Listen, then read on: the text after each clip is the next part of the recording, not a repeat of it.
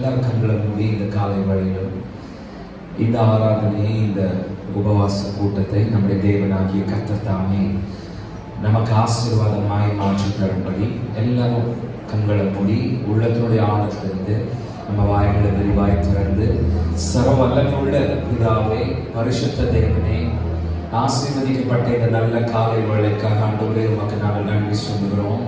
நீ பெரியவர், நீ இரக்கம் உள்ளவர், நீ ஒருவரும் சேராத ஒளியிலே வாசம் பண்ணுகிறவர், எங்களை நடத்துகிறவர், எங்களோடு இருக்கிறவர், எங்களை தப்புவிக்கிறவர், எங்களுக்கு துணையாய் நின்று எங்களை தாங்குகிறவர், எங்களை உயர்த்துகிறவர், எங்களை மேன்மைப்படுத்துகிறவர், எங்களுடைய பெயரை பெருமைப்படுத்துகிறவர். எத்தனை பேர் உங்க வாய்களை திறந்து சத்தத்தை உயர்த்தி இந்த காலை வேளையிலும் how many of you are building your altar? எத்தனை பேர் இந்த காலை வேளையிலும் உங்க பலிபீடத்தை பெத்தேலுக்கு நேராக, தேவனுடைய வீட்டிற்கு நேராக, எத்தனை பேர் உங்க வாய்களை திறந்து நான் போன வாரம் நீங்க ஒவ்வொரு வாரம் நீங்க கேட்கிற செய்தி உங்களை மாத்திக்கிறதுக்கு, உங்களை மெருகேற்றுக்கிறதுக்கு, என்னோட உங்களோட வாழ்க்கையில் இருக்கிற குறைகளை திருத்திக்கிறதுக்கு, இன்னும் எவ்வளவு நெருக்கமா ஆண்டவர் பக்கத்துல சேர முடியுமோ அவ்வளவு பக்கமா ஆண்டவர் பக்கத்துல சேர்றதுக்கு. எத்தனை பேர் போன வாரம் வெள்ளிக்கிழமை சபைக்குள்ள இருந்தீங்க? என்னோட உங்களோட பலிபீடம் அது உலகத்தை சார்ந்ததல்ல, உலகத்தை நோக்கினதல்ல, என் பக்கத்துல உட்கார்ந்திருக்கிறவளை சார்ந்ததல்ல. எனக்கும் என் ஆண்டவருக்கு இருக்கிறதான விஷயம், என்னை என் தேவன் நடத்தி கொண்டு வந்ததான வழிகள், எனக்கு கர்த்தர் பாராட்டிகளான இரக்கங்கள், எனக்கு தேவன் செய்ததான அதனுடைய அடிப்படையில் இருக்க வேண்டும். என்னுடைய பலிபீடம் தான் வேற ஒண்ணும் இல்லை, அது என்னோட உள்ளம், என்னுடைய இருதயம். அது கர்த்தருக்கு நேராக கொழுந்து விட்டு எரியட்டும், அது கர்த்தரை நோக்கி பார்க்கட்டும், அது கர்த்தரை நோக்கி கூப்பிடட்டும், அது கர்த்தரை நோக்கி துதிக்கட்டும், கர்த்தரை நோக்கி ஆண்டவரே நீரின் தேவன், நீரின் ரட்சகர், நீரின் கண்மலை, நீரின் கோட்டை, நீரின் நம்பிக்கை என்று கர்த்தரை பார்த்து சொல்லட்டும். அந்த உள்ளமான அந்த பலிபீடமாகிய என்னோட உங்களுடைய இருதயமானது இந்த காலைகளிலே கர்த்தருக்கு நேராக ஆண்டவரே your will, let it be my wish, உங்களுடைய சித்தம் என்னுடைய வாழ்க்கையினுடைய விருப்பமாய் மாறட்டும். நீ என்னை நடத்தும். எத்தனை பேர் உங்க சத்தத்தை உயர்த்தி ஹalleluya உம்மை துதிக்கிறோம் இயேசுவே. உம் சித்தம் போல் என்னை என்றும் தற்பரனே நீர் நடத்தும். எத்தனை பேர் காலையில சர்ச்சுக்கு வந்திருக்கிறீங்க? ஆண்டவரே என்னுடைய விருப்பம் இல்லை, உங்க விருப்பம், உங்க சித்தம் என் வாழ்க்கையில 100% நிறைவேறட்டப்பா. ஓ ஹalleluya. கரங்களை உயர்த்தி சேர்ந்து நான் சொல்லலாம். உம் சித்தம் போல் என்னை என்றும் தற்பரனே நீர் நடத்தும். உம் சித்தம் போல் என்னை என்றும் தற்பரனே நீர் நடத்தும். என் சித்தமோ ஒன்றும் வேண்டாம், என் பிரியனே, என் இயேசுவே. என் சித்தமோ ஒன்றும் வேண்டாம், என் பிரியனே, என் இயேசுவே. உள்ளத்தினுடைய ஆழத்திலிருந்து இந்த காலை வேளையில உங்க கண்களை மூடி இந்த சத்தத்தை உயர்த்தி இயேசுவே உம்முடைய சித்தம் என் வாழ்க்கையினுடைய விருப்பமா. ஓ ஹalleluya. திருமார்பில் நான் சாய்ந்திடுவே, மறுபிரயாண காலம் வரை திருமார்பில் நான் சாய்ந்திடுவே, மறுபிரயாண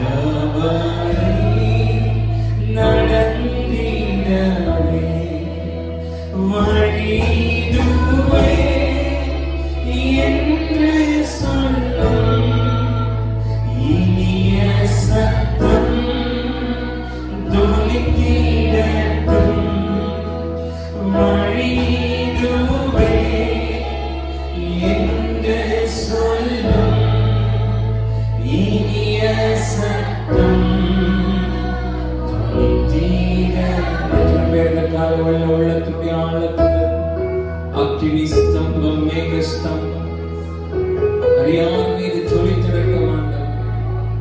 இரவு பகல் கூட நின்று நான் நடக்க வேண்டிய வழிகளை என் வாழ்க்கை பயணத்திலே நான் பிடிக்க வேண்டிய இலக்குகளை பிடிக்கும். இந்த 2020 தேவன் எனக்காக வைத்திருக்கிற மேன்மையான நன்மைகள் நான் சுதந்திரிக்கிறேன்.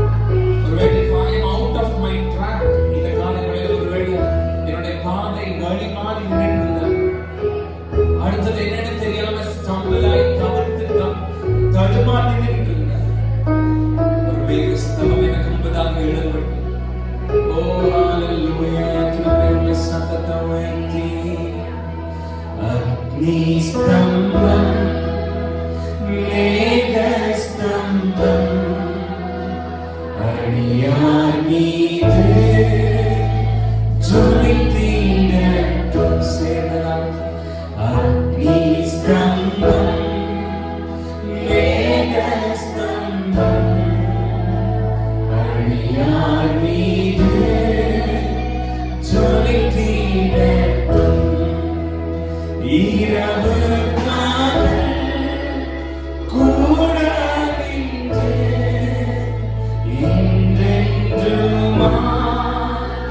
நடத்திடுமே. இரவு கூட நின்று என்றென்றுமா நடத்திடும். இருக்கமே இருக்கமே அப்பமுமா கண்ணீரோயும் தண்ணீருமா இருக்கமே அப்பமுமா கண்ணீரோயும் தண்ணீருமா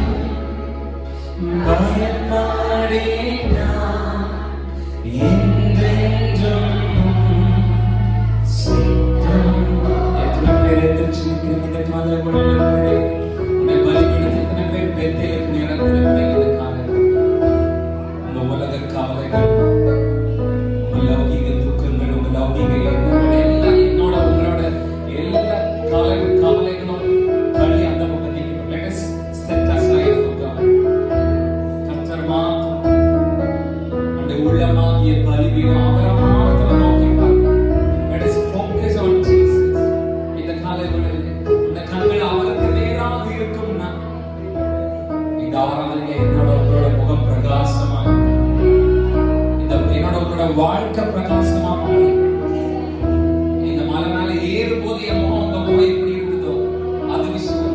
ஆனா எருசலேமிலே நம்முடைய இருதயம் அவருக்கு நேராக திருப்பப்பட்டு நம்முடைய பலிபீடத்திலிருந்து பலிகள் அவருக்கு நேராக ஏறெடுக்கப்பட்டு அவர் நமக்காக இறங்கி வருவார் என்று அவருடைய மகிமை நம்மை நெருளிடும் என்றால் நிச்சயமாகவே நம்ம இந்த இடத்தோடு வெளியில போகும்போது ஒரு பெரிய பிரகாசம். அந்நியானிகள் உலகத்தார் சொல்லுவோம் முகத்தை மூடிக்கும். நீ நடந்து வரும்போதே ஒரு பெரிய வெளிச்சம். அப்படிப்பட்ட வாழ்க்கை அனுபவிக்க முடியும். கீழே கண்ணுக்குட்டியை செஞ்சுட்டு நின்னா இல்லை, கண்ணுக்குட்டி மேல இருதயத்தை வச்சா இல்லை, கர்த்தர் மேல இருதயத்தை வச்சா.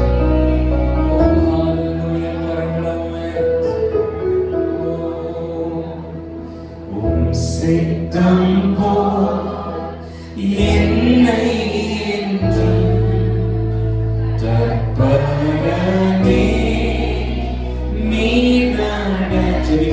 சத்தமா சித்தம் போ என்னை என்றும் தற்பரமே நீ நடத்தும்.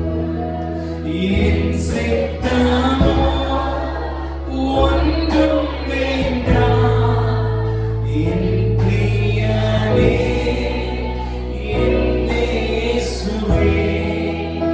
என் சித்தமோ ஒன்றும் வேண்டாம் என் பிரியனே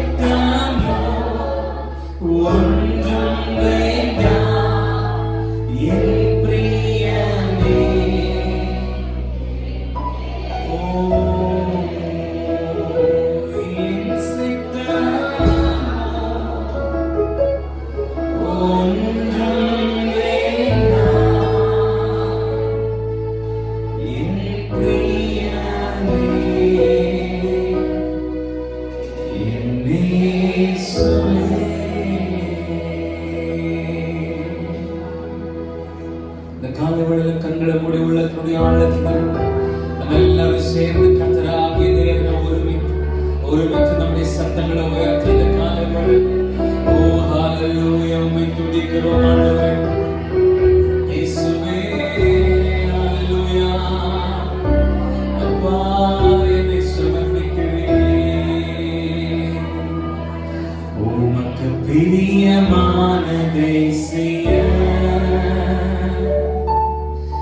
எனக்கு கற்றுத்தாரும் தெய்வமே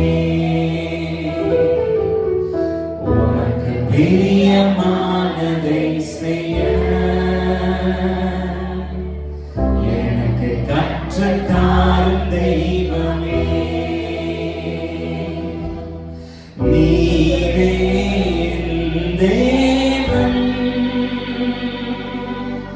உன்னல்ல பரிசுத்த ஆவியானவர் செம்மையான வழியிலே நடத்த வேண்டுமே செம்மையான வழியிலே நடத்த வேண்டுமே நீங்க ஸ்தம்பமே அக்கினி ஸ்தம்பமே நேற்றும் தெய்வமே துணையாளரே நீங்க ஸ்தம்பமே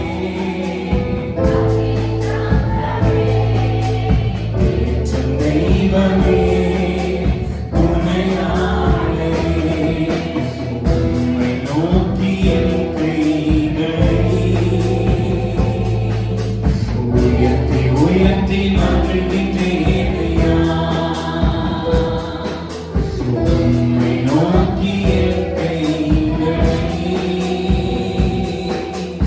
உயர்த்தி உயர்த்தி மகிழ்கின்றேனையா வறண்ட நிலம் தவிப்பது என் ஆன்மா உமக்காக ஒவ்வொரு நாளும் ஏங்கி ஏங்கி தவிக்கின்றதையா ஏங்கி ஏங்கி தவிக்கின்றதையா எனது ஏக்கமே எனது பிரியமே எனது பாசமே எனது ஆசையே எனது ஏக்கமே எனது பாசமே எனது ஆசையே உமது அன்பை அதிகாலே காண செய்யும் கருணை நேசமே இந்த காலை விளையாடவே உமது அன்பை அதிகாலே அப்பா இயேசுவே காண செய்யும் கருணை நேசமே கை உயர்த்தி உம்மை நம்பியுள்ளே நீ விரும்பும் உன்னல்ல பாதைகளை தினந்தோறும் காட்ட வேண்டும் தூயனானவரே தினந்தோறும் காட்ட வேண்டும் தூயனானவரே அன்பின் சிகரமே ஆளுவீரே அழைக்கும் தெய்வமே ஆளுநரே அன்பின் சிகரமே அழைக்கும் தெய்வமே ஆளுநரே உமக்கு பிரியமானதை செய்ய எனக்கு கற்று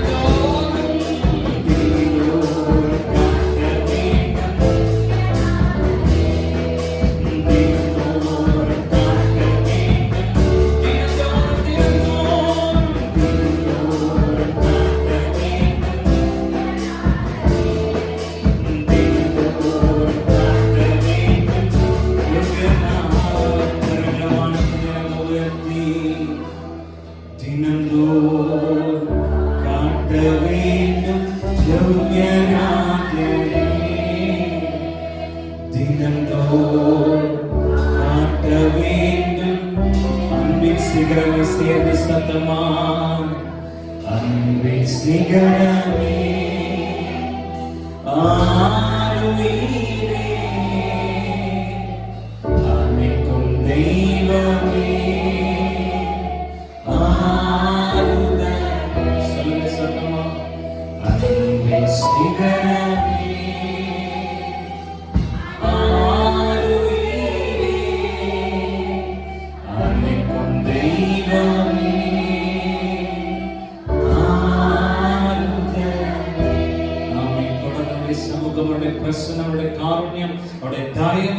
எங்களோடு கூட இருந்து எங்களை தாங்கும்படியாய் இயேசுவின் நாமத்தில் ஜெபிக்கிறோம் ஜீவனுள்ள நல்ல பிதாவே ஆமென். நம்ம உட்கார்ந்து கொள்ளலாம்.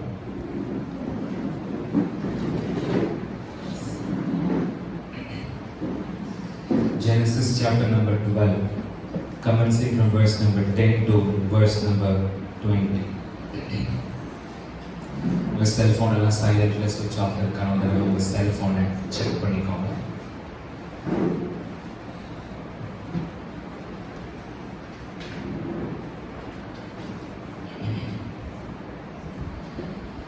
ஆதியாகமம் 11ஆம் அதிகாரத்தினுடைய 27வது வசனத்துல தொடங்கின நம்முடைய பயணம்.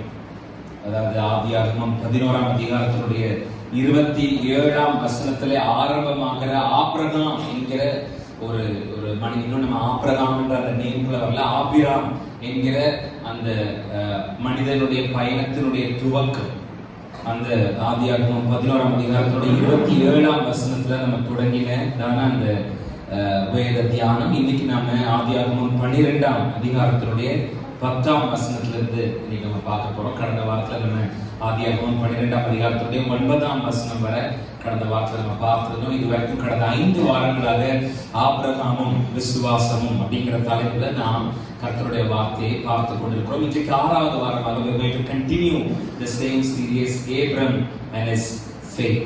ஆதியாகமம் 12ஆம் அதிகாரம் 10 முதல் 20 வரை உள்ள வசனம் எடுத்துட்டீங்கன்னா ஒரு ஆமென் சொல்லுங்களேன். எல்லாரும் சேர்ந்து சத்தமா வாசிக்கலாம். அத்தேசத்தில் பஞ்சம் உண்டாயிற்று. தேசத்திலே பஞ்சம் கொடிதாக இருந்தபடியால் ஆபிராம் எகிப்து தேசத்திலே தங்கும்படி அவ்விடத்துக்கு போனான். அவன் எகிப்துக்கு சமீபமாய் வந்தபோது தன் மனைவி சாராயை பார்த்து, நீ பார்வைக்கு அழகுள்ள ஸ்திரீ என்று அறிவேன். எகிப்தியர் உன்னை காணும் போது இவள் அவனுடைய மனைவி என்று சொல்லி என்னை கொன்று போட்டு உன்னை உயிரோட வைப்பார்கள். ஆகையால் உன் நிமித்தம் எனக்கு நன்மை உண்டாகும் படிக்கும், உன்னாலே என் உயிர் பிழைக்கும் படிக்கும், நீ உன்னை என் சகோதரி என்று சொல். ஆபிராம் எகிப்திலே வந்த போது எகிப்தியர் அந்த ஸ்திரீயை மிகுந்த அழகுள்ளவள் என்று கண்டார்கள். பார்வோனுடைய பிரபுக்களும் அவளை கண்டு பார்வோனுக்கு முன்பாக அவளை புகழ்ந்தார்கள். அப்பொழுது அந்த ஸ்திரீ பார்வோனுடைய அரண்மனைக்கு கொண்டு போகப்பட்டாள். அவள் நிமித்தம் அவன் ஆபிரகாமுக்கு தயை பாராட்டினான். அவனுக்கு ஆடு மாடுகளும் கழுதைகளும் வேலைக்காரர்களும் கோழிகை கழுதைகளும் ஒட்டகங்களும் கிடைத்தது. ஆபிரகாமுடைய மனைவியாகிய சாராயின் நிமித்தம் கர்த்தர் பார்வோனையும் அவன் வீட்டாரையும் மகா பாதைகளால் பாதித்தார். அப்பொழுது பார்வோன் ஆபிரகாமை அழைத்து, நீ எனக்கு ஏன் இப்படி செய்தாய்? இவள் உன் மனைவி என்று நீ எனக்கு அறிவியாமல் போனது என்ன? இவளை உன் சகோதரி என்று நீ சொல்ல வேண்டுவது என்ன? இவளை நான் எனக்கு மனைவியாக கொண்டிருப்பேனே, இதோ ஒரு மனைவி, இவளை அழைத்துக் கொண்டு போ என்று சொன்னான். பார்வோன் அவளை குறித்து தன் மனுஷனுக்கு கட்டளை கொடுத்தான். அவர்கள் அவனையும் அவன் மனைவியும் அவனுக்கு உண்டான எல்லாவற்றையும் துரத்தி விட்டார்கள். வெளியே போ என்று அனுப்பிவிட்டார்கள், துரத்தி விட்டார்கள். எத்தனை பேர் ஆமென் சொல்லுங்க? The saddest event in the entire life of Abraham. ஆபிரகாமுடைய வாழ்க்கையினுடைய ஒரு சோகமான ஒரு சம்பவம் தான் இப்ப நம்ம வாசிச்ச 12ஆம் அதிகாரத்தினுடைய 10 முதல் 20 வரை உள்ள வசனம். அதாவது அவ வாழ்க்கையினுடைய மிக மோசமான பின்விளைவுகளுக்கு, மிக மோசமான ஒரு ஆபத்துக்கு, பிரச்சனைக்கு ஆபிரகாம் எடுத்ததான ஒரு முடிவினுடைய சோகமான ஒரு பகுதி தான் இப்ப நம்ம வாசிச்ச அந்த வேத பகுதி. ஆபிரகாமோட லைஃப்ல அவர் சந்திக்க போகிற ஒரு ட்ரெமெண்டஸ் ட்ரபிள், தேவையில்லாத ஒரு சிக்கல், தேவையில்லாத ஒரு பிரச்சனை, தேவையில்லாத ஒரு போராட்டம், அதனுடைய முகாந்திரம் இந்த பகுதியில அவர் எடுத்ததான ஒரு முட்டாள்தனமான ஒரு முடிவு. The text tells us that there was a famine in the land of Canaan. நம்ம வாசிச்ச அந்த வசனத்தினுடைய ஆரம்பம் சொல்லுச்சு, அத்தேசத்தில், அதாவது கானானிலே பஞ்சம் உண்டாயிற்று. என்ன உண்டாயிற்றுங்க? ஆகவே பஞ்சம் உண்டான உடனே ஆபிரகாம் தன்னுடைய மனைவி சேர்த்து கொண்டு, அதோட கூட அந்த லோத்தையும் சேர்த்து கொண்டு, பஞ்சம் உண்டான உடனே அந்த வாக்குத்தத்தம் பண்ணப்பட்ட அந்த பூமியை விட்டு எகிப்துக்கு போக தன்னுடைய பயணத்தை ஆரம்பம் பண்ணுகிறார். அக்கார்டிங் டு பைபிள், நம்முடைய வேதத்தை பொறுத்தமட்டில் எகிப்து என்ற வார்த்தை உலகம் என்கிற வார்த்தைக்கு ஒப்புமையாய். எகிப்து என்று சொன்னால் உலகம், உலகத்தில் உண்டானவைகள், உலகத்துக்கு அடுத்தவைகள் என்றால். இன்னொரு word, in other words, Egypt means going away from God. தேவனை விட்டு தூரம் போகுதல் என்று அர்த்தம். எகிப்து என்று சொல்லும்போது உலகம் என்று அர்த்தம். எகிப்து என்று சொல்லும்போது தேவனுக்கும் அதற்கும் சம்பந்தம் இல்லை, தேவனுடைய திட்டத்திற்கும் அதற்கும் சம்பந்தம் இல்லை. எகிப்து என்று சொல்லுவது, அக்கார்டிங் டு பைபிள், நான் எகிப்துங்கிற நாட்டோட ஜெனரல் ஜியோகிராஃபி மீனிங்கை நான் சொல்லல, பைபிளை பொறுத்த மட்டும், வேதத்தை பொறுத்த மட்டும் எகிப்து என்று சொல்லும்போது உலகம் என்று அர்த்தம். எகிப்து என்று சொல்லும்போது தேவனை விட்டு தூரமாக போவது என்று அர்த்தம்.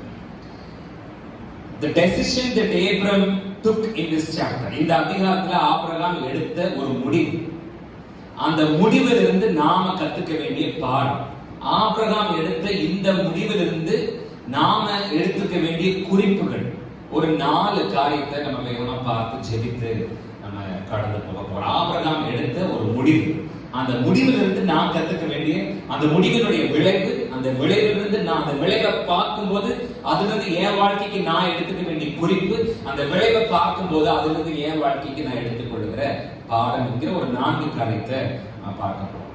ஆபிரகாமினுடைய இந்த பயணம், முதல்ல ஆண்டவர் ஆபிரகாம அவர் ஊர் என்கிற கல்தேயருடைய பட்டணத்துல இருக்கும்போது ஆண்டவர் கூப்பிட்டார், நீ வா, நான் உனக்கு காண்பிக்கிற தேசத்திற்கு போக என்று சொல்லி. அந்த பயணம் தேவனால் திட்டம் பண்ணப்பட்ட பயணம், அந்த பயணம் தேவன் அனுமதித்த பயணம், அந்த பயணம் தேவன் வைத்ததான ஒரு இலக்கை நோக்கினதான ஒரு பயணம், அந்த பயணம் தேவனுடைய சித்தத்தினுடைய அடிப்படையிலே ஆரம்பமான பயணம். ஆனா இங்க இந்த 12ஆம் அதிகாரத்தினுடைய 10வது வசனத்துல ஆபிராம் தொடங்குறதான இந்த பயணம், இது தேவனுடைய திட்டத்திலே இருக்கிறதான பயணம் அல்ல, இது தேவனுடைய சித்தத்தினுடைய அடிப்படையில் இருக்கிறதான பயணம் அல்ல, இது தேவன் போக சொன்னதான பயணம் அல்ல, இது தேவன் வைத்ததான ஒரு இலக்கை நோக்கினதான ஒரு பயணம் அல்ல. இது ஆபிரகாம் அவன் தனக்கு தானே எடுத்துக்கொண்டதான ஒரு முடிவு.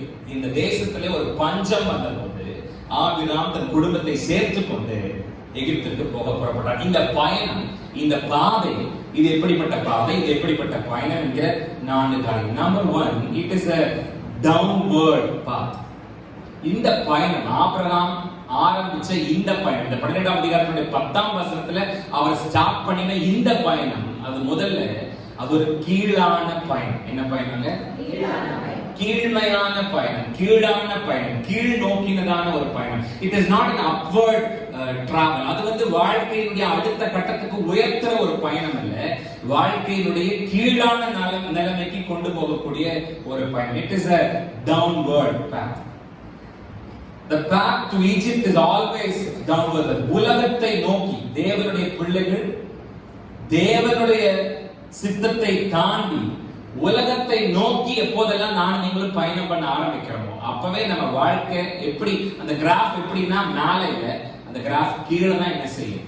எப்போதெல்லாம் நம்ம ஆண்டவரை நோக்கியும் ஆண்டுடைய சித்தத்தை நோக்கியும் ஆண்டுடைய திட்டத்தை நோக்கியும் நம்ம பயணத்தை ஆரம்பிக்காம தொடங்காம நடத்தாம, எப்போதெல்லாம் உலகத்தை நோக்கினதா நம்ம பயணம் மாறுமோ, எப்போதெல்லாம் உலகத்துக்கு ஒத்ததா நம்ம பயணம் மாறுமோ, எப்போதெல்லாம் உலகத்துக்கு ஒத்த வேஷத்தை தரித்துதான் நம்முடைய பயணம் மாறுமோ, அப்போதெல்லாம் நம்ம கிராஃப் எப்படி ஆகும்னா கீழ் நோக்கி இறங்க ஆரம்பிக்கும். தமிழ்ல நமக்கு தேசத்திலே பஞ்சம் உண்டாயிற்று, தேசத்திலே பஞ்சம் கொடிதானபடினாலே ஆபிராம் எகிப்து தேசத்திலே தங்கும்படி அவ்விடத்துக்கு போனான் அப்படிங்கிறது இங்கிலீஷ்ல ரொம்ப அழகா இருக்கும். ஏப்ரம் went down into Egypt அப்படிங்கிறது. அப்படின்னா ஆபிரகாம் கீழே இறங்கி எகிப்துக்கு போனான், இல்லைன்னா ஆபிரகாம் இறங்கி எகிப்து, he went down to Egypt. அந்த டவுன்ங்கிற வார்த்தை இங்கிலீஷ் பைபிள்ல he went down to Egypt, எகிப்துக்கு போனான் அப்படின்னு தமிழ் இருக்கிறது. he went down to Egypt. அவன் வந்து கானான்ல இருந்து இறங்கி எகிப்துக்கு போனான். தேவனுடைய சித்தத்திலிருந்து, தேவனுடைய மேன்மையான ஸ்தானத்திலிருந்து, தேவன் வைத்திருக்கிற இடத்திலிருந்து இறங்கி ஆபிரகாம் எங்க போனா எகிப்துக்கு. ஒரு விசுவாசி வாக்குத்தத்தம் பண்ணப்பட்ட கானானை விட்டு, ஆண்டவர் வைத்திருக்கிற ஸ்தானத்தை விட்டு, ஆண்டவர் அவனுக்காக வைத்திருக்கிற சித்தத்தினுடைய எல்லையை விட்டு, அதுதான் அவனுக்கான வெற்றிக்கான இடம், அதுதான் அவனுக்கான ஆசீர்வாதத்துக்கான இடம்.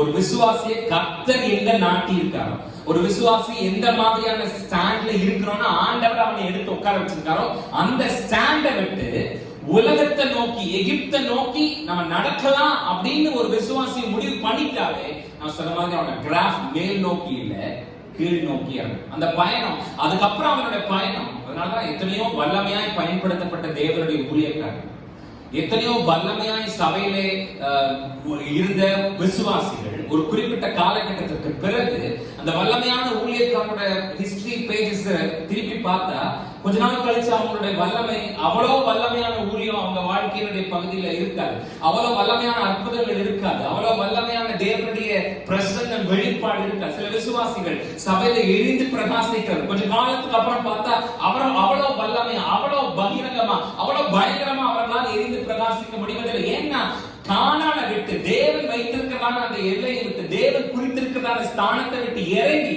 எகிப்தை நோக்கி, உலகத்தை நோக்கி, உலகத்தினுடைய காரியங்களை நோக்கி எப்போ ஒரு விசுவாசி பயணம் பண்ண தொடங்கிட்டானோ அப்பவே அவரோட பயணத்தோட கிராஃப் கீழ் நோக்கி இறங்குகிறதாக இருக்கிறது. Jonah English Bible, he went down to Joppa, he went down into the ship, he went down to the sides of the ships, he went down into the deep of the sea, he went down into the belly of the big fish. And the went down ங்கற வார்த்தையை யோனாவோட பக்கங்களை படிக்கும் போது, யோனாவோட புஸ்தகத்தை வாசிக்கும் போது, YONO யோப்பா பட்டணத்துக்கு இறங்கி போனான். தேவன் அவனை போக சொன்ன இடம் வேற, தேவனுடைய சித்தம் வேற, தேவனுடைய திட்டம் வேற, தேவன் இவனை கொண்டு போய் வைக்க நினைச்ச இடம் வேற, தேவன் இவனை செய்ய வச்ச காரியம் வேற. ஆனா யோனா அதை மறந்து இறங்கி யோப்பாவுக்கு போனான்.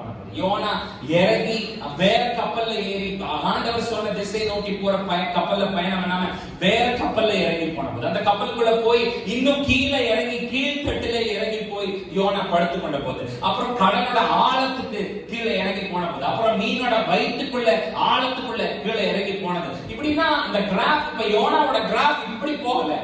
யோனாவோட கிராஃப் எப்போ தேவனுடைய சித்தத்தை விட்டு வழி மாறி ட்ராக் மாறிச்சோ, எப்போ யோனாவோட பயணம் ஆண்டவர் வச்சிருக்கிற எல்லையை நோக்கினதாக இல்லாம, ஆண்டவருடைய சித்தத்தை நோக்கினதாக இல்லாம, எப்போ அந்த டைவர்ஷன் வேற ஒரு ட்ராக்கை யோனா எடுத்தாரோ அப்பவே he went down. அது கீழான ஒரு பயணமா மாறி போனதை பாருங்க.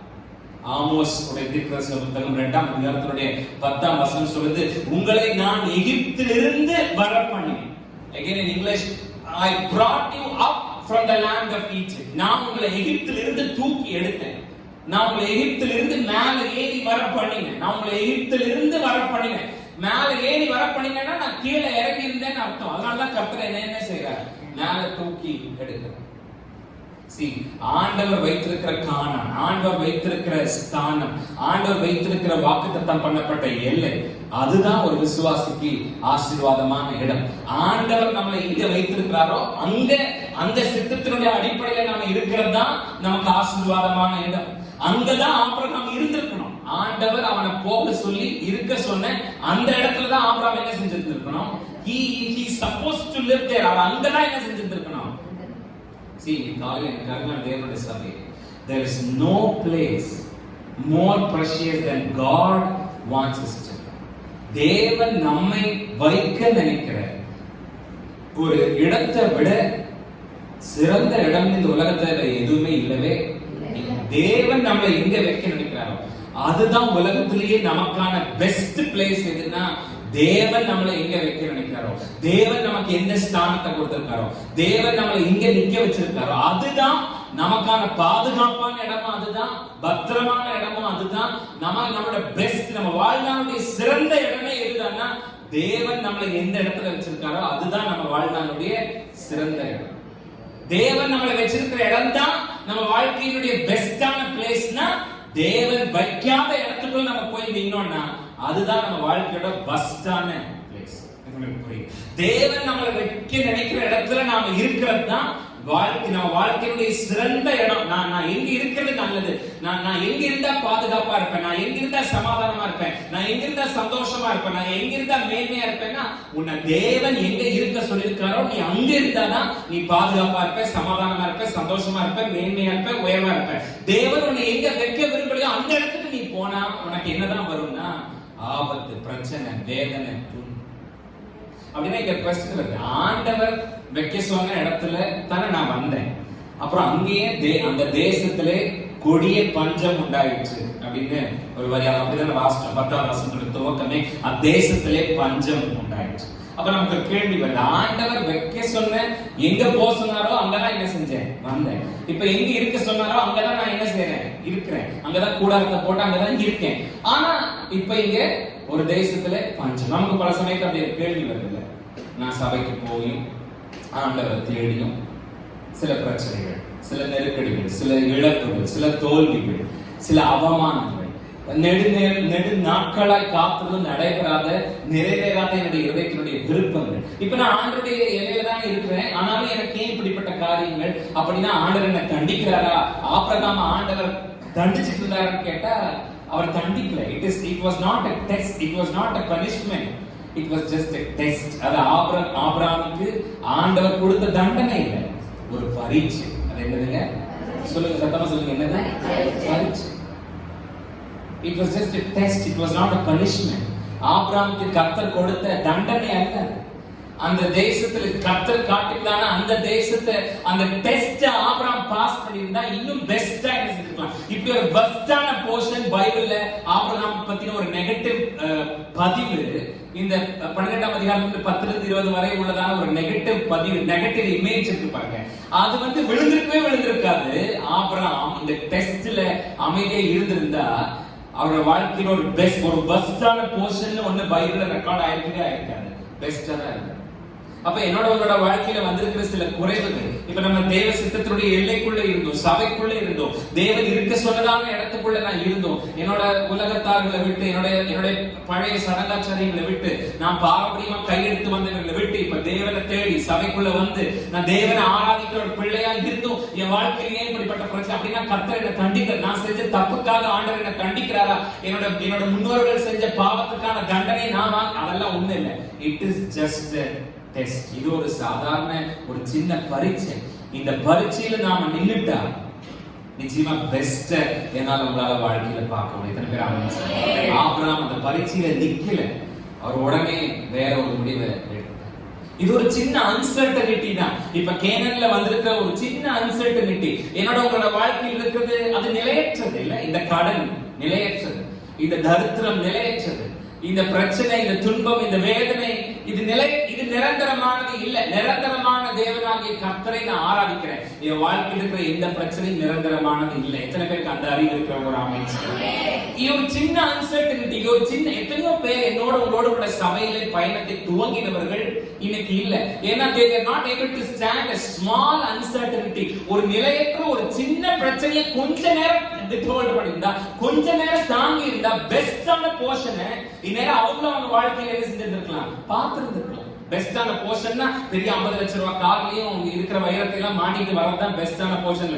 சிறந்த பங்கு கர்த்தர், சிறந்த பங்கு பரலோகம், அந்த மேன்மையான போர்ஷனை எல்லாரும் என்ன செஞ்சிருக்கலாம். ஆனா ஒரு சின்ன அன்சர்டனிட்டி, ஒரு சின்ன ஒரு நிலையற்ற ஒரு பிரச்சனை, இதுக்கு வேண்டி சபையை விட்டு தேவனை விட்டு ஓடி போனவர்கள் எத்தனை பேர்? எத்தனை பேர் நான் இன்னும் கர்த்தருக்குள்ள நிக்கிறேன்னு சொல்றவங்க?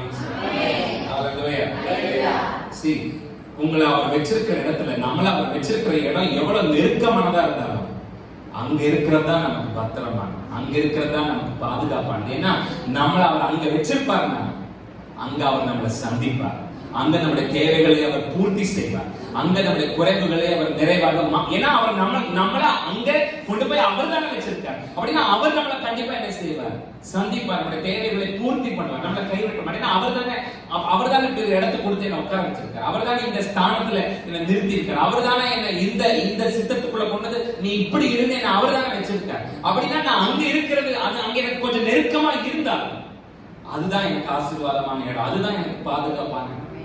உங்களுக்கு சந்தேகம் இருந்தா 1 ராஜாக்கள் 17ஆம் அதிகாரம் எலியா வீட்டுக்கு போய் வாசிப்பார். ஆகா ராஜா முன்னாடி கர்ஜித்து சொல்லிட்டு போயிட, நான் சொல்லாம் என் வாக்கின்படியே இல்லாமல் மழையும் பனி இந்த தேசத்துல பெய்வதற்கு சொல்லிட்டு போயிட்டான்.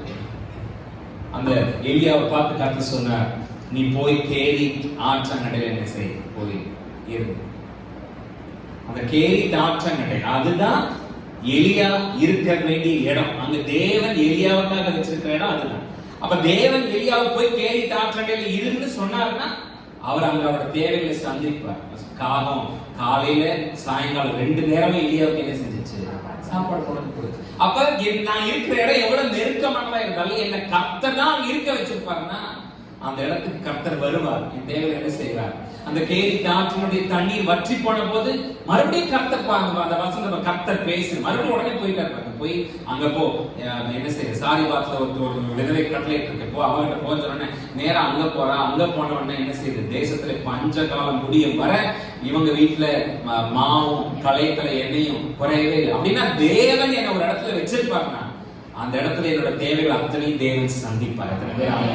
எத்தனை பேர் ஆமென் சொல்றேன்? எத்தனை பேர் சத்தமா ஆமென் சொல்றேன்? இந்த வேலையில இந்த மாதிரி எதிரிகளுக்கு மத்தியில என்ன கர்த்தர் வச்சிருப்பாருன்னா நிச்சயமா என்ன தேவைகளை கர்த்தர் என்ன செய்வார். நான் ஊழியம் பண்ற இடத்துல, நான் சபை நடத்துற இடத்துல இந்த சத்துருக்களுக்கு மத்தியில என்ன கர்த்தர் வச்சிருக்காருன்னா என்ன கண்டிப்பா என்ன செய்வார்.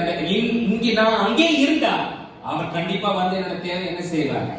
நான் இப்ப டீவியேட் ஆகி போயிடக்கூடாது, நான் வேற ட்ராக் எடுத்து நான் வேற ஆளை நோக்கி ஓடி இருக்கக்கூடாது. நான் இருக்க வேண்டிய இடத்துல இருந்தா அவர் இறங்கி வந்து கண்டிப்பா என்னோட தேவை என்ன செய்வார், சத்தமா சொல்லி என்ன செய்வார், சந்திப்பார். என்னை சுத்தி இருக்கிற அத்தனை பேரும் ஜெபிக்கிறாங்களோ துதிக்கிறாங்களோ தேவனுக்கு உண்மையா இருக்கிறாங்களோ இல்லையோ, நானும் என் வீட்டார் கர்த்தரை உண்மையாய் சேவிப்போம் என்றால், தேவனுக்கானதை அடுத்தடுத்து செய்து கொண்டே இருப்போம் என்றால், என்னை சுத்தி இருக்கிற எல்லா ஜனங்களுக்கு மத்தியில என் தலையை உயர்த்தும்படிக்கு சூழ்நிலை எவ்வளவு மோசமானதா இருந்தாலும் அதன் மத்தியிலே என்னுடைய தலையை உயர்த்த கர்த்தர் இறங்கி வருவார். என் தேவைகளை தேவனாகிய கர்த்தர் ஒரு டெஸ்ட், அது நிக்காம நம்ம ஒரு சின்ன பரீட்சை தற்காலிகமானது. இதுல மனம் சோர்ந்து போய் நம்ம உலகத்துக்கு நோக்கி ஓட ஆரம்பிச்சாச்சு. வேண்டாம் ஆராதனை வேண்டாம், துதி வேண்டாம், காணிக்க வேண்டாம், தசம்பாகம் வேண்டாம், ஊழியம் வேண்டாம், உண்மை வேண்டாம் அப்படின்னு ஒரு சின்ன அன்சர்டனிட்டிக்கு இன்னைக்கு இருந்து நாளை காணாம போற ஒரு சின்ன பிரச்சனைக்கு போய் அதுக்கு போய் நம்ம இந்த ஒரு சின்ன பரீட்சையை வித்ஹோல்ட் பண்ணாம ஓடிட்டோம்னா நம்ம வாழ்க்கையினுடைய பெஸ்ட நம்ம இழந்து போக வேண்டியதாக. அப்ப எகிப்தை நோக்கி என் பயணம் போச்சுன்னா என் கிராஃப் கண்டிப்பா கீழான என் பாதை எப்படிப்பட்ட பாதைனா கீழான. Number 2, it is a dishonest path. Abraham தொடங்கின அந்த பாதை, அந்த பயணம் நேர்மையற்ற ஒரு பயணம். என்ன பயணம் அது? சத்தமா சொல்லுங்க, என்ன பயணம்? நம்ம பைபிள்ல நான் ஏன் இந்த நேர்மையற்ற பயணம்னு சொல்றேன்னா, ஏன்னா அந்த பயணத்துல தான் ஆபிரகாம் பொய் சொல்றோம்.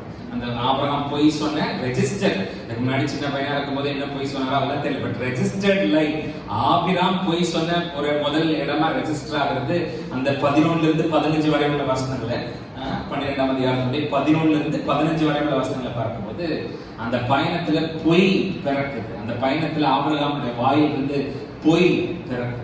சோ அது டிஸ்ஹானஸ்ட் பாத், அது ஒரு நேர்மையற்ற பயணம். என்ன பயணம் அது? அந்த பாதை நேர்மையற்ற பாதை. அந்த பாதை என்ன பாதை? பைபிள்ல இதெல்லாம் கர்த்தர் எழுதி, இந்த ஆபிரகாம் லைஃப்ல நடந்த இத ஆண்டவர் எழுதி வச்சிருக்கார். அது அந்த வார்த்தையில பிரிசர்வ் பண்ணி பத்திரப்படுத்தி, எனக்காக உங்களுக்காக ஆபிரகாம் செஞ்ச தப்ப இங்க பைபிள்ல பரிசுத்த தேவையானவர் எனக்காக உங்களுக்காக எழுதி வச்சிருக்கார். ஏன்னா அவருடைய தவறுல இருந்து நாம பாடத்தை கத்துக்கிறதுக்காக. எத்தனை பேர் ஆமென் சொல்றாங்க? ஹalleluya.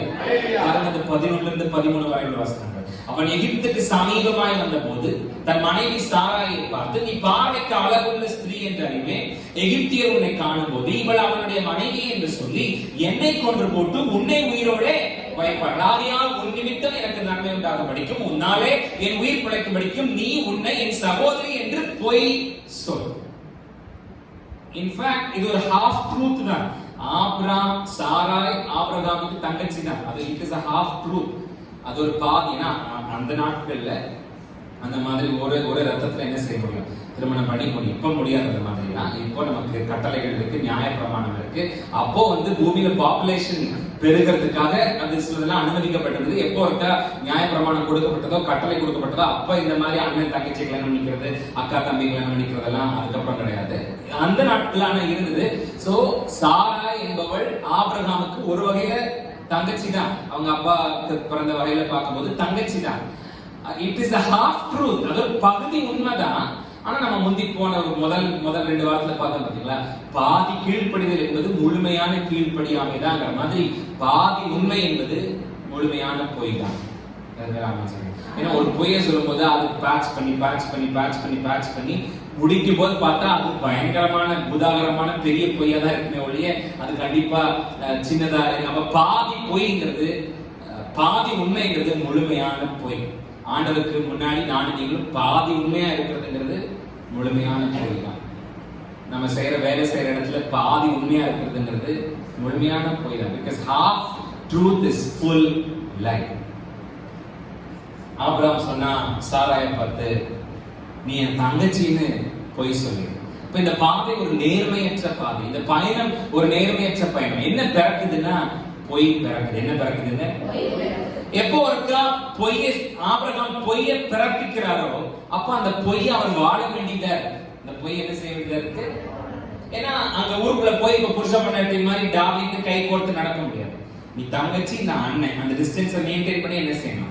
எப்போ ஒருக்கா பொய்யை ஆபிரகாம் பிறப்பிச்சாரோ அப்ப அந்த பொய்க்குள்ள ஆபிரகாம் வாழ வேண்டியதா என்ன செஞ்சுச்சு இருந்துச்சு. இப்ப நான் என்ன செய்ய முடியாது, அப்படி கொண்டாடிட்டு மாசிலா உண்மை காதலி என்ன செய்ய முடியாது, பாடிக்கு போக முடியாது. இப்ப மலர்ந்து மலராத பாதி மலர் போலன்னு தான் போய் அவன் வழியில. ஏன்னா இப்ப என்ன சொல்லியாச்சுன்னா தங்கச்சி. என்னதுங்க?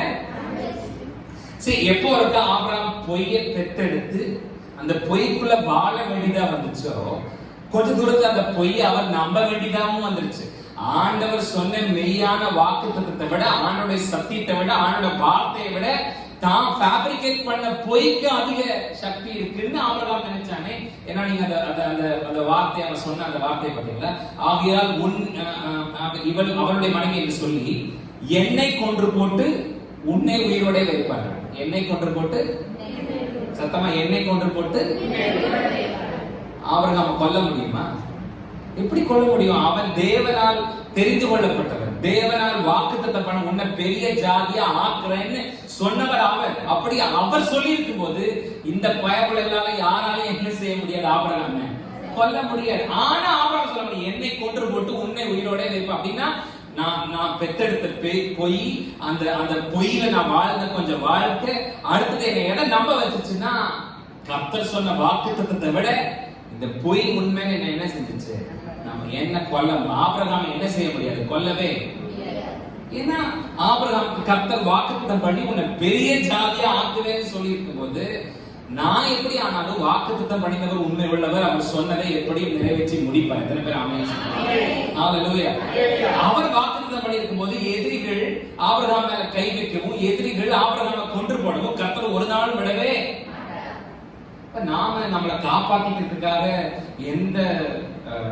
எந்த XY வேலை நானும் நீங்களும் செய்ய வேண்டிய அவசியம் இல்லவே. தேவன் நமக்கு அடைக்கலம், பலன், ஆபத்து காலத்துல அனுகூலமான துணை. எத்தனை பேர் நம்புறீங்க? பூமி நிலை மாறி மலைகள் நடுச்சமத்திரத்தில் சாய்ந்து போனாலும், அதன் ஜலங்கள் கொந்தளித்து பெருகினாலும், அதன் பர்வதங்கள் அதிர்ந்தாலும் நானும் நீங்கள் பயப்பட வேண்டிய அவசியம் இல்லை. ஏன்னா தேவன் நம்முடைய பலன், தேவன் நம்முடைய அடைக்கலம், தேவன் நமக்கு அனுகூலமான துணை. எத்தனை பேர் ஆமென் சொல்றாங்க? கர்த்தரின் வெளிச்சம், ரட்சிப்புமானவர், யாருக்கு பயப்படுவேன்? கர்த்தரின் ஜீவனின் பலனானவர், யாருக்கு அஞ்சுவேன்? என் சத்துருக்களும் என் பகைஞருமாகிய பொல்லாதவர்கள் என் மாம்சத்தை பட்சிக்க என்னை நெருங்குகையில் அவர்களே இடறி விழுந்தார்கள். எனக்கு விரோதமாக ஒரு பாளையம் இறங்கினாலும் என் இருதயம் பயப்படாது. என் மேல் ஒரு யுத்தம் எழுப்பினாலும் இதிலே நான் நம்பிக்கையா இருப்பேன். என் தேவனின் நம்பிக்கை, என் தேவனின் கண்மலை, அவரின் அடைக்கலம், அவருடைய உறுதுணை, அவருடைய உற்ற பாதுகாப்பு. இந்த கான்பிடன்ஸ் எனக்கு இருக்குன்னா நானும் நீங்களும் எதுக்காகவும் பயப்பட வேண்டிய அவசியம் இல்லவே.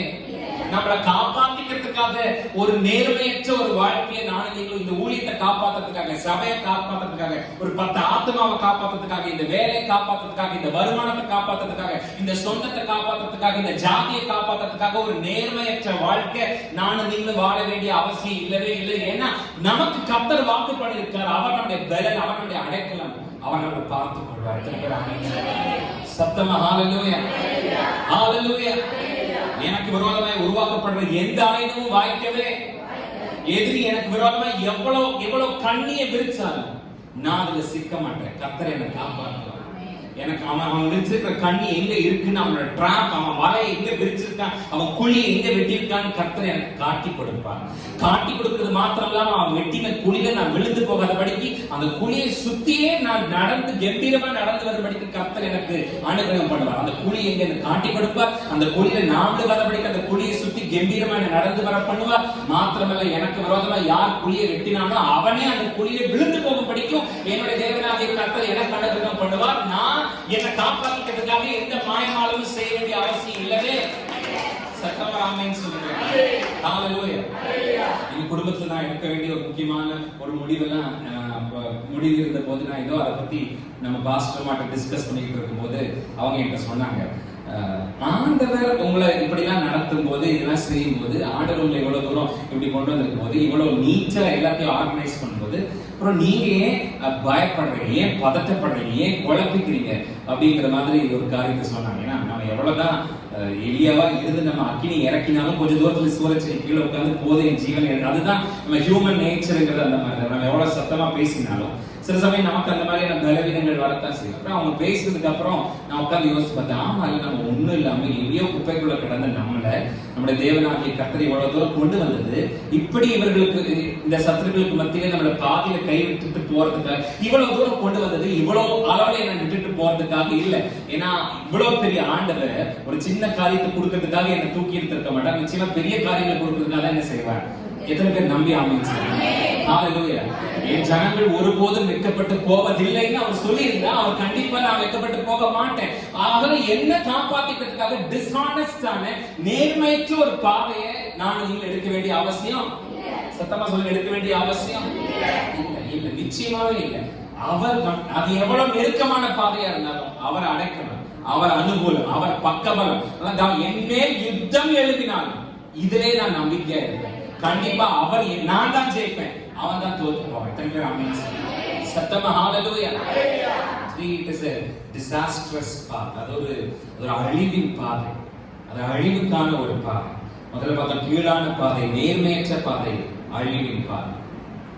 ஆபிரகாம் செஞ்ச தப்பு பார்வோனையும் தப்பு செய்ய வச்சிருச்சு.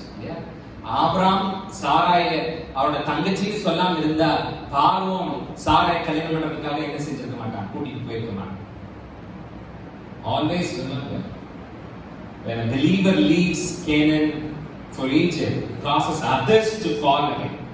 நல்ல நமக்கு ஞாபகம் இருக்கணும், இந்த உலகத்துல யார் வேணா தப்பு செய்யலாம், ஆனா ஒரு விசுவாசி, பரிசுத்த பிதாகுமாரன் பரிசுத்த ஆவியாகிய திரியேக தேவனை நம்புகிற விசுவாசி, பெந்தைகோஸ்தே அனுபவம் எல்லாம் இருந்து வாரம் சர்ச்சுக்கெல்லாம் வந்து சேர உடைச்சு பாய கிழிக்கிற விசுவாசி தோட நடையில ரொம்ப ஜாக்கிரதையா என்ன செய்யணும் இருக்கணும். நாம அப்படிப்பட்ட விசுவாசியாகிய நாம ஒரு டைவர்ஷன் எடுத்து எகிப்துக்கு நேரா உலகத்துக்கு நேரா நம்ம நடைய பயணத்தை செய்வோம்னு சொன்னா அநேக இடறி விழுறதுக்கு நாம் ஒரு காரணமா என்ன செய்வோம்.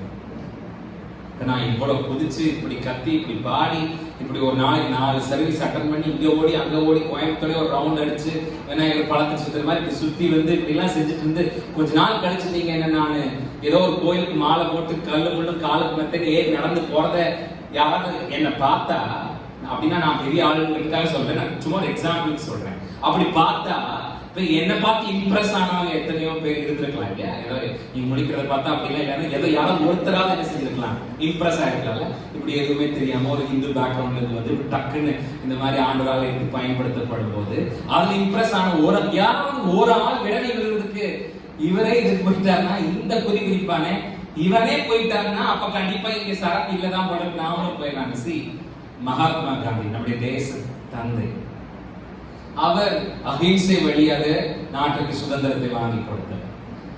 அவரோட புக்ல அவர் எழுதும் போது அவர் இந்த அகிம்சை அவர் கத்துக்கிட்டது எப்படின்னா பைபிள் மூலமா. அதுல அவர் வாசிக்கிற மலை பிரசங்கம், சாந்தமர்கள் பாக்கியவான்கள் அவர்கள் பூமியை சுதந்திரிப்பார், அந்த வார்த்தைகள் எல்லாம் தான் அவர் ஜெனசிஸ்ல இருந்து ரெவலேஷன் வரைக்கும் வாசித்திருக்கார். சோ அந்த பைபிள் இருக்கிற வார்த்தைகள் தான் மகாத்மா காந்திய, சாதாரண காந்திய மகாத்மாவா ஆக்கிச்சேன்னா அகிம்சையை கை கொடுத்து அவரு எழுதிட்டே வரும்போது சொல்றாரு, இந்த சில கிறிஸ்தவங்களை நான் பார்க்காம இருந்திருந்தேன்னா நான் கிறிஸ்தவனா மாறி இருப்பேன் அப்படின்னு சொல்றேன். If I would have not seen some Christians, சில கிறிஸ்டியன்ஸை நான் பார்க்காம இருந்திருந்தேன்னா நான் கிறிஸ்டியனா மாறி இருப்பேன் அப்படிங்கிறார். அப்படின்னா என்னன்னா கிறிஸ்தவனா இல்லை, பைபிள் என்ன சொல்லுதோ பைபிள் எப்படி டிசைன் பண்ணிருக்கோ அந்த மாதிரி இல்லை. அந்த மாதிரி ஆட்களை நான் பார்த்ததுனால ஐயோ கிறிஸ்தவம் வேண்டாங்கிற முடிவுக்கு, கிறிஸ்தவனை பார்த்ததுனால கிறிஸ்தவம் வேண்டாம்னு நான் என்ன செஞ்சுட்டேன், முடிவுக்கு வந்துட்டேன். மகாத்மா காந்தியோட பயோகிராஃபி எழுதுறேன். நம்முடைய தேச தந்தை அவர் ஒரு கிறிஸ்தவனா இருந்திருந்தா, அவர் ஒரு ஆண்டவர் வழிபடுற ஒரு பிள்ளையா இருந்திருந்தா, இன்னும் இந்த இந்திய தேசத்திற்கு சுவிசேஷம் என்பது இல்ல கிறிஸ்தவம் என்பது இன்னும் எவ்வளவு லாபகமா மாறி இருக்கு யோசித்து பாருங்க. அது போனதுக்கான காரணம் என்னன்னா கிறிஸ்தவர்களாகிய நானும் நீங்களும் நம்மளை பார்த்து அவர் சொன்னாரு, ஐயோ கிறிஸ்தவம் வேண்டாம். ஆபிரகாம் செஞ்ச தப்பு தான் பார்வோன் என்ன செஞ்சிச்சு, இந்த பாதை ஒரு டிசாஸ்ட்ரஸான பாதையா அழிவு. பார்வோனுடைய அரண்மனை என்ன செஞ்சிச்சு, பாதை யாருனால, பார்வோன் தப்பு செஞ்சானா, ஆபிரகாம் தப்பு செஞ்சா. இவன் தங்கச்சின்னு சொல்லாம பொண்டாட்டின்னு சொல்லியிருந்தா ஒருவேளை அவன் விட்டுருப்பானா என்னமோ. இவன் தங்கச்சின்னு சொன்னதுனாலதான் ஆபிரகாம் பார்வோன் என்ன செஞ்சான், கூட்டிட்டு போனான். இவனாலதான் அவனுக்கு என்னால உங்களால சபைக்கு ஒரு கேடு வந்துடக்கூடாது, என்னால உங்களால நம்ம இருக்கிற ஊருக்கு ஒரு கேடு வந்துடக்கூடாது, என்னால உங்களால நம்மளோட ஊழியக்காரருக்கு ஒரு கேடு வந்துடக்கூடாது, என்னால உங்களால நம்ம தெருவுக்கு நம்ம தேசத்துக்கு ஒரு கேடு வந்துடக்கூடாது. ஏன்னா நம்மளோட பாதை நம்ம தவறா முடிவெடுக்கும் போது அது டிசாஸ்ட்ரஸா அழிவுக்குரிய பாதையா மாறி போயிருக்கு. எத்தனை பேர் ஆமென் சொல்றாங்க? ஹalleluya. நம்முடைய சாட்சி அநேகரை விழுந்து போகிறதுக்கு நம்முடைய சாட்சி ரீசனா மாறி, நம்ம நடக்க ரீசனா என்ன செஞ்சிடும் மாறி. நம்ம பண்ற வித்தைகள் அதுலயும் பெண்டிகாஸ்டல் சர்ச்சில் இருக்கிற சகோதரிகள் பண்ணுகிற வித்தைகள், இது அநேகர் கிறிஸ்தவத்துக்குள்ள வரவிடாம என்ன செஞ்சிடும், போற பக்கமெல்லாம் அந்நிய பாஷை பேசி சேர உடைச்சு பாயை கிழிச்சு அவளை உருட்டி முக்காட போடு, அதை பொட்ட கழுத்து, இதை பண்ணு அதை பண்ணு, என்னென்ன பண்ணு. இது எதுவுமே பண்ணாம எனக்கு தெரிஞ்சு இந்த 17-18 வருஷம் கிறிஸ்தவ வாழ்க்கையில நூற்றுக்கணக்கான குடும்பங்களை சபைக்குள்ளாக நானும் என் குடும்பமும் நடத்தி நூற்றுக்கணக்கான குடும்பங்களை ரைட் ஃப்ரம் தி பிகினிங் நான் சொல்றேன், எதுவுமே பண்ணாம நாங்களா எங்களோட உள்ளான மனுஷனுக்குள்ள ஏற்பட்ட மாற்றம், நாங்க எல்லாத்தையும் கலட்டி போட்டு நாங்க அப்படியே போகுதே போயிட்டோம்னா இன்னைக்கு எங்க அத்தை மாமா பெரியப்பா சித்தப்பா எல்லாம் இவங்க சர்ச்சுக்குள்ள என்ன செஞ்சிருக்க முடியாது, வந்து உட்கார்ந்து இருக்க முடியாது. we didn't change. நாங்க எங்களோட அவுட்வர்ட் அப்பியரன்ஸை மாத்திக்கல, எங்களுக்கு உள்ள மாத்திக்கல. எங்களோடு கூட இருக்கிற கர்த்தர் எவ்வளவு பெரியவர்ங்கிறது தான் என்ன செஞ்சோம் காட்டணும். இவரை தேடினா உனக்கு என்ன நடக்குங்கிறத பெட் பண்ணி சவால் விட்டு சிலவங்க உனக்கு இது நடக்கணுமா, இப்படின்னா நான் சொல்ற மாதிரி இதை செய், அப்படின்னா உனக்கு நடக்கலைன்னா நீ என்ன கேளு. அப்ப அதுக்காக நாங்க திறப்ப நிற்போம். கர்த்தரை நடத்தி கொடுப்பார். அவங்க சர்ச்சுக்கு என்ன செய்வார்? தேவன் கொண்டு வருவார். that is how the gospel has to be reached. நம்மளுடைய நாடு. ஆனா சில சமயம் நம்ம தேவையில்லாம நான் உங்க வீட்டுக்கு வர மாட்டேன், உங்க வீட்டுல சாப்பிட மாட்டேன், உங்க வீட்டுல உட்கார மாட்டேன், நீ கொடுக்கறதுக்கு உன் கல்யாணத்துக்கு கூப்பிட்டா வர மாட்டேன், காதுக்கு கூப்பிட்டா வர மாட்டேன், உங்க வீட்டு இந்த மாதிரியான செய்திகள். ஐயோ சர்ச்சுக்கு போனா இப்படி இல்லாமா, அப்படின்னா சர்ச்சுக்கு போகவே கூடாது அப்படிங்கிற எண்ணத்தை கொடுக்க வச்சது யாருன்னா நான், நீங்க கிறிஸ்தவர்களாகி நானும். நீங்கள் ஆபிரகாம்னாலதான் பார்வோன் தப்பு செய்ய வேண்டியதா வந்துச்சு. அந்த பாதை அழிவுக்கான பாதை வந்துச்சுன்னா இன்னைக்கு காலையில் என்னோட ஜெபம், ஆண்டவரே என்னோட தப்பு, என்னோட பாவம், என் பக்கத்துல உட்கார்ந்துருக்கிற விசுவாசி கீழே விழுந்து போகிறதுக்கு என்னோட தப்பு காரணமா? எத்தனை பேர் யாரும் அப்படி ஜெபிக்கிறீங்க? ஒரு ஆமென் சொல்லுங்க.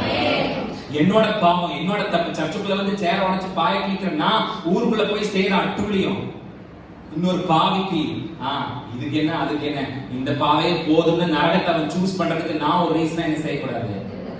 நம்மளோட சாட்சி, நம்ம வெளியில போய் பண்ற தேவையில்லாத வேலைகள். என்ன கூப்பிட்டு சொன்னாங்க, இப்படி வெளியில வந்து கிறிஸ்தவங்க ஒரு ஊர்ல இருந்து ஈரோட்ல இருந்து வந்தவங்க சொன்னாங்க, கிறிஸ்தவங்க நீங்க வந்து பண்றதை பார்க்கும்போது சர்ச்சுக்கு போறதுக்கே எங்களுக்கு என்ன செய்வா இருக்கு, எங்களுக்கு பயமா. நீங்க சர்ச்சில இருந்து வந்து அந்த பக்கத்து வீட்டு அம்மாவோட நீங்க ஒரு இல்லீகல் கான்டாக்ட் வச்சிருக்காரு அப்படின்னா அதை பார்த்துட்டு எங்களுக்கு எப்படி சர்ச்சுக்கு போறதுக்கு எங்களுக்கு எப்படி தோணும்? ஐயோ சர்ச் வேண்டாம் அப்படின்னு ஒருத்தர் வந்து சொன்னாங்க. கிறிஸ்டின் சொன்னீங்க. சிலவங்க போன் பண்ணி கேட்கும் போதே பாருங்களேன், ஓல்டேஜ் ஹோமான்னு கேட்கும் போதே நாங்க 10 பைசா யாருக்கு டொனேஷன் வாங்குறது it is a paid home. ஆனா சில சமயம் போன் பண்ணி கேட்கும் போது பாருங்க, நீங்க கிறிஸ்டினா, நீங்க கிறிஸ்தவத்தை நீங்க ஸ்ட்ரெஸ் பண்ணுவீங்களா, பிரேயர் பண்ண சொல்லுவீங்களா கேட்ப ஆமான்னு சொன்னா போனை வச்சிருவாங்க. இல்லங்க இட் இஸ் a secular unitன்னு சொன்னாதான் தைரியமா கிறிஸ்தவன்னா சேர்த்ததுக்கு வரதுக்கே யோசிக்கிற அளவுக்கு மாத்தினது பைபிள் இல்ல, கடவுள் இல்ல. இத ஃபாலோ பண்றேங்கிற பேர் வழியில நானும் நீங்களும் செய்யற கூத்துக்கு ஆபிரகாம் செஞ்ச தப்பு தான் பார்வோன் என்ன செய்ய வச்சுச்சு, தப்பு செய்ய வச்சுச்சு. அந்த பாதையை அழிவின் பாதையாக என்ன செஞ்சுச்சு, மாத்துச்சு. அது ஒரு ஏமாற்றமான பாதையாகவும் அது தொடர்ந்து போச்சு. ஆபிரகாம் உள்ளுக்குள்ள போகும்போது எடுத்துட்டு போகாத வெளியில வரும்போது கொண்டு வந்தான். நிறைய கழுதை, நிறைய வேலைக்காரியை பார்வன் கொடுத்த நாளாவது அது ஒரு ஏமாற்றத்தின் பார்வை. நமக்கு பார்க்கும்போது தெரியுது, ஆபிரகாம் உள்ள போகும்போது கொஞ்சத்தோட போனா வெளியே வரும்போது நிறைய கொண்டு வரா அப்படின்னா சந்தோஷம் தானே அப்படின்னு கேட்டா இல்ல, அது சந்தோஷமா இருக்க முடியாது. அந்த அந்த அந்த பேக்ல தான் ஆகார் கூட என்ன செஞ்சா, அந்த லிஸ்ட்ல அந்த பேக்கேஜ்ல தான் ஆகார் வெளியில வந்தா. இப்போ உள்ள போகும்போது கொஞ்சம் தப்பு போனா வெளியே வரும்போது இன்னும் கொஞ்சம் கழுதை, இன்னும் கொஞ்சம் கோழிக்கை கழுதை, பெண் கழுதைகள், இன்னும் கொஞ்சம் என்னது ஆடு மாடு, அப்புறம் வேலைக்காரி, இந்த லிஸ்ட்ல தான் ஆகாரம் வந்து சேர்ந்தான். அப்ப இந்த உலகத்தை நோக்கி பயணம் பண்ணும்போது அங்க நமக்கு கிடைக்கிற ஆசீர்வாதங்கள் பார்க்கறதுக்கு ஆசீர்வாதம் மாதிரி தெரியும், ஆனா அது ஆசீர்வாதம் இல்ல. உண்மையிலேயே அது சுமை, உண்மையிலேயே அது ஏமாற்றம். ஆகார் பார்க்கறதுக்கு ஒருவேளை சாராய் மாதிரியே அழகா இருக்கலாம், ஆனா அவல்ல தேவன் வாக்குத்தத்தம் பண்ண. தேவனுடைய வாக்குத்தத்தம் ஆகாருக்குள்ள இல்ல, தேவனுடைய வாக்குத்தத்தம் சாராய்க்குள்ளதான் இருக்கிறாங்க. ஹalleluya. எதை விடணுமோ அதை தூக்கிக்கிறோம், எதை தூக்கணுமோ அதை விட்டுறோம், அதை மாத்துவோம் இன்னைக்கு காலையில். அதெல்லாம் இந்த ஆபிரகாமோட லைஃப்ல இருந்து நான் உங்களுக்கு கத்துக்க வேண்டிய பாடம். இந்த ஆகார தேவையில்லாம இப்படி ஒரு பயணத்துக்குள்ள உள்ள போய் வெளியில வரும்போது இந்த ஆகார கையோட இந்த ஆபிரகாம் கூட்டிட்டு வராம இருந்திருந்தா இன்னைக்கு Middle East countries, Afghan, Iran இதெல்லாம் இன்னைக்கு இவ்வளவு போராடிக்கிட்டு இருக்குது. இது அத்தனைக்கு காரணம் ஆபிரகாம் விட வேண்டியதை விட்டுட்டு, விட வேண்டியதை எடுக்க வேண்டியதை எடுக்காம, விட வேண்டியதை விடாம நடந்தது காரணம் தான் இன்னைக்கு முழு உலகம் என்ன செய்யுது, போராடிக்கிட்டு இருக்கு. அப்படின்னா என்னோட உங்களோட பாதை பயணம் எப்படி இருக்கு? இன்னைக்கு காலையில நம்முடைய தேவனாகிய கர்த்தரை நம்ம பார்க்க ஆரம்பிக்கும். நம்மளோட ஆகார் நம்மளை ஆசீர்வதிக்கிறதுக்கு நம்ம ஆண்டவருக்கு நம்ம ஆகார் தேவையில்லை. அவர் நம்மளை ஆசீர்வதிக்கணும்னு முடிவு பண்ணிட்டாருன்னா எப்படி நம்மளை ஆசீர்வதிக்கிறதுக்கு அவர் வல்லமை உள்ளவராக இருக்கிறார். அவருக்கு நம்ம ஒரு ஆகாரம் கொடுத்து அவரை நம்ம சப்போர்ட் பண்ண வேண்டிய அவசியம் அவருக்கு இல்லை. அவர் நம்மை நடத்துகிறதுக்கு போதுமானவராக இருக்கிறார். நம்ம கண்களை மூடி இன்னைக்கு காலையில ஒரு 2 நிமிஷம் நம்முடைய தேவனாகிய கர்த்தரை நோக்கி பாருங்க.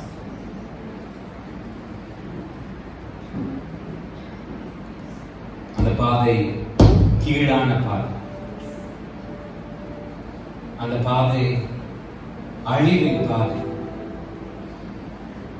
அந்த பாதை நேர்மையற்ற பாதை, அந்த பாதை ஏமாற்றத்தின் பாதை.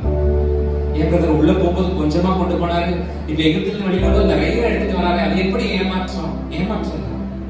இந்த உலகம் காண்பிக்கிற எந்த விதமான அட்ராக்ஷனும் நம்ம ஆத்மாவை தேவனுடைய நன்மையை திருப்திப்படுத்தின ஒரு ஆத்மாவை உலகத்தினுடைய எந்த மேன்மையாலும் கவர முடியாது, திருப்திப்படுத்த முடியாது. என்னோட ஆத்மா தேவன் தருகிற சந்தோஷத்தால திருப்தி அடைஞ்ச ஒரு ஆத்மாவா இருக்கணும். நான் நீங்களும் தேவன் தருகிற அருளுகிற ஆசீர்வாதத்தால திருப்தி அடைகிற ஒரு மனுஷனா இருப்போம்னா இந்த உலகத்தால நம்மள ஒண்ணும் பண்ண முடியாது. ஆபிரகாம் எகிப்தில தன்னுடைய சாட்சியை இழந்து போனார். நீங்க அந்த வசனத்துல நீங்க சந்தோஷமா வச்சு ஆபிரகாம் கூப்பிட்டு பொண்டாட்டி கூட்டிட்டு போன்னு பார்க்கணும் சந்தோஷமா சொல்லல, மிரட்டி அனுப்பிச்சே. இவன் உன் பொண்டாட்டி தங்கச்சின்னு எதுக்கு சொன்னேன்? நான் வேலைக்காரனை கூப்பிட்டு காரியத்தை சொன்னேன். என்ன காரியம் சொன்னேன்? அவன் ஏமாத்துக்காரன் பொண்டாட்டியை தங்கச்சின்னு சொல்லி கொண்டு வந்து விட்டு இப்ப நம்ம இந்த ஊருக்குள்ள எவ்வளவு பெரிய பிரச்சனை வந்திருக்கு. இவனை வெளியே தள்ளி விடுங்கன்னு சொல்லி கிட் அவுட். லிட்டரலி உலகத்துக்குள்ளே போன ஆபிரகாமை உலகமே எட்டி உதைச்சு வெளியில தள்ளிச்சு, வெளியில போ. விசுவாசிகளுடைய தகப்பனாக அழைக்கப்பட்ட ஆபிரகாம் இப்போது உலகத்தால எட்டி உதைக்கப்பட்டு சொல்லி அனுப்புற, நீ உனக்கு இங்க என்ன வேலை? நீ இங்க இருக்காத, வெளியில போ. நீ இங்க இருக்காத, வெளியில போ அப்படின்னு சொல்லி the word kicked out Abraham. வெளியில போ, உனக்கு இங்க என்ன வேலை? கண்ண மூடி நிக்கும்போது எத்தனை see the saddest portion என்ன தெரியுமா? சர்ச்சுக்கு போற நீங்க இப்படி செய்யலாமா? உங்களுக்கு இங்க என்ன வேலை? இந்த சினிமா தியேட்டர்ல உங்களுக்கு என்ன வேலை? இந்த இந்த இந்த இந்த இந்த இந்த கேளிக்கை நடன விடுதியில உங்களுக்கு என்ன? இந்த குடிகாரனுக்கு மத்தியில உங்களுக்கு என்ன வேலை? இந்த விபச்சாரம் செய்யறதுக்கு மத்தியில உங்களுக்கு என்ன வேலை? பாவிகளுடைய வழியில் இல்லாமல் துன்மார்க்க ஆலோசனை நடக்காம இருக்கிறதா விசுவாசி. உனக்கு சம்மதம் இல்லாத இந்த இடத்துல ஏன் வந்து நிற்கிற ஆபிரகாம the world kicked out of us. Can I tell you something? நம்மளோட கெட்ட சாட்சி ரட்சிக்கப்படாத மக்களை ரொம்ப ஈஸியா விளக்கடி. 40 வருஷம் ஆயிருக்கலாம் ஒரு பலமான சாட்சிய என்னை பத்தி நம்ம குடும்பத்தை பத்தி நம்ம உருவாக்குறதுக்கு 40 வருஷம் ஆயிருக்கலாம். ஓவர் நைட்ல ஒரே ராத்திரியில அந்த சாட்சி காணாம போயிடுச்சுன்னா அதனால எத்தனையோ விசுவாசிங்க விழுந்து போயிடுவாங்க, உலகத்தார் விழுந்து போயிடுவாங்க. நான் உங்க கண்ண மூடி நில்லுங்களேன். எது ரொம்ப பிரபல்யமா இருந்தது? பேதுரு பெந்தெகோஸ்தே நாள்ல எந்திரிச்சு நின்னு சத்தமா பிரசங்கம் பண்ணி அத்தனை ஜனங்க ரட்சிக்கப்பட்டாங்க. முதல் நாளே 5000 பேர் ரட்சிக்கப்பட்டாங்களே. அந்த பிரசங்கம் பாப்புலரா பிரபலமா இருக்கா? இல்ல பேதுரு 3 தடவை இயேசு மறுதலிச்சானே அது பிரபலம்? எதுங்க பிரபலமா இருக்கு? பேதுருன்னு சொன்ன உடனே உங்க வாய் உங்க சிந்தைக்கு எதுங்க தோணுது? 3 தடவை அவன் இயேசு மறுதலிச்சதுதான் தோணுது. 3 தடவை அவன் மறுதலிச்சாங்க கரெக்டா சொல்ல தெரியுது. என்னால உங்களால பேதுரு எந்திரிச்சு என்ன பிரசங்கம் பண்ணான்னு என்னால உங்களால சொல்ல முடியுதா? அப்படின்னா நம்ம நெகட்டிவ்ன்றது இருக்கு பாருங்க. நம்ம செய்யற தப்பு ரொம்ப சீக்கிரமா 10 பேரை விழ தள்ளிடும். நம்ம விதைக்கிற நெகட்டிவிட்டி உலகத்தையும் விசுவாசிகளையும் சக விசுவாசிகளையும் தேவனை விட்டு தூரமா தள்ளி நிக்க வச்சு. உடன்படிக்கை வேண்டிய தாவீது மீண்டும் கொண்டு வந்து எருசலேம்ல கொண்டு வந்து வச்சான். தாவீது சொன்ன உடனே அந்த பெரிய பிரபலமான விஷயம் உங்களுக்கு ஞாபகம் வருதா? தாவீது சொன்ன உடனே பத்சேபால தப்பான காரியத்துல பாவம் பண்ணவேங்கிறது ஞாபகம் எது ஞாபகம் வருது? அப்படின்னா நம்மளுடைய நம்ம பயணத்துல நம்ம செய்யற மிஸ்டேக்ஸ்.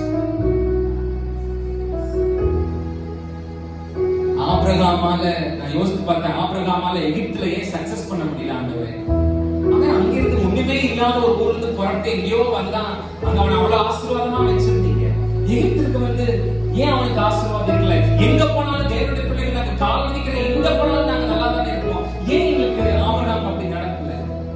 திருப்பி திருப்பி திருப்பி திருப்பி அந்த 10 இருந்து 20 வரை வசனத்தை வாசிச்சு பார்த்தா ஒரு காரியத்தை கண்டுபிடிச்சேன். ஏன்னா ஆபிரகாம் தன்னோட பலிபீடத்தை கானானிலே விட்டுட்டான். இங்க எகிப்துக்கு வந்த போது அவன் பலிபீடத்தை கட்டல. எங்க போனாலும் பலிபீடத்தை கட்டி கர்த்தரை துதிக்கிறவன் இங்க வந்து சேர்ந்தவன அவன் பலிபீடத்தை கட்டினான்னு ஒரு வசனம் கூட இல்லை. கட்ட முடியாது. உலகத்துல பலிபீடத்தை கட்ட முடியாது. உலகத்துக்கு நேரா திரும்பின இருதயத்தால கர்த்தருக்கான பலிபீடத்தை கட்ட முடியாது. அங்க ஜெபம் இருக்காது, அங்க துதி இருக்காது, அங்க கர்த்தருக்கான மகிமை இருக்காது. நானும் நீங்களும் ஆசீர்வதிக்கப்பட்ட வாக்குத்தத்தம் பண்ணப்பட்ட தேவனுடைய பிள்ளைகள். ஆனா ஒருவேளை காலையில் நானும் நீங்கள் எகிப்தியனை போல இருக்கிறோமா? உலகத்தான போல ஒன்னே ஒண்ணுதான் செய்யணும். பலிபீடத்தை கட்டணும், பலிபீடத்தை கட்டணும், பலிபீடத்தை கட்டணும், பலிபீடத்தை கட்டணும். துதிக்க வாய்களை தரணும். துதிக்கிறது காரணமே இல்லைனாலும் துதிக்க உயிரோட நிக்கிறவே நானும் நீங்க.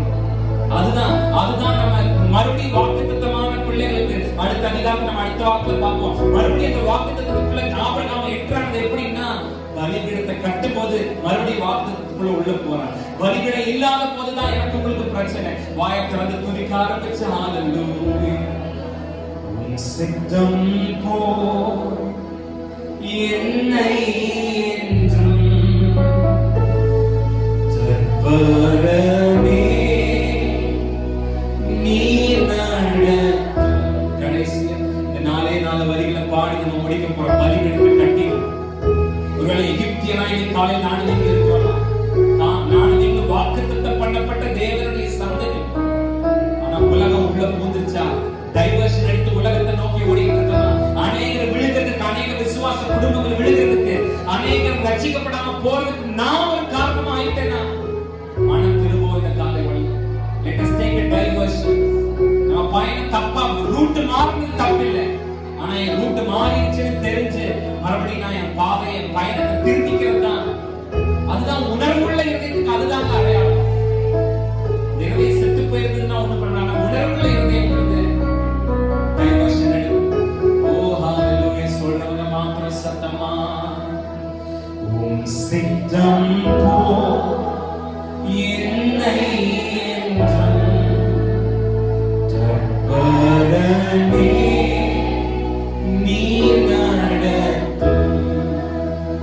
உம் சித்தம் போ என்னை என்றும் தற்பரமே நீ நடத்தும்.